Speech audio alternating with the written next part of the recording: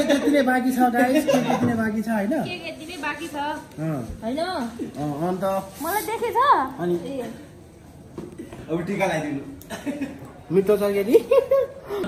अनि हाम्रो birthday girl के भन्न चाहनुहुन्छ? केही पनि भन्न चाहन्न। तपाईँ त्यसै गर्नु भन्न चाहनुहुन्छ? तपाईँ जेसुकै गर्नु।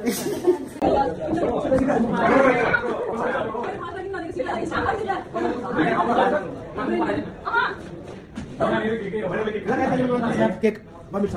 अनि एउटा खानै तपाईँ बहुत एकछिन त्यो उयो गर्नु त सजिनाको पकाएको एकछिन के भयो आज स्पोन्सर के थियो भन्दाखेरि हामीलाई मासु चिया अचार यस्तो मिठो बनाएको थियो तर क्वान्टिटी अलिक कम भयो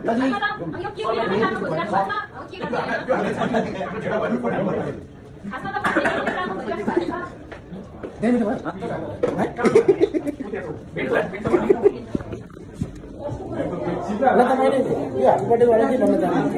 happy birthday to you sir. ए हैन happy birthday to you miss. Cake कसो छ? केक कसो छ? केक कसो छ? केक चाहिँ चकलेट फ्लेभरको थियो मिठो थियो।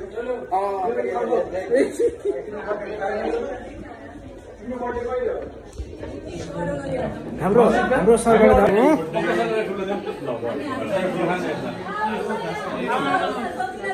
सजनाजीको बर्थडे हाम्रो सरले आफ्नै बर्थडे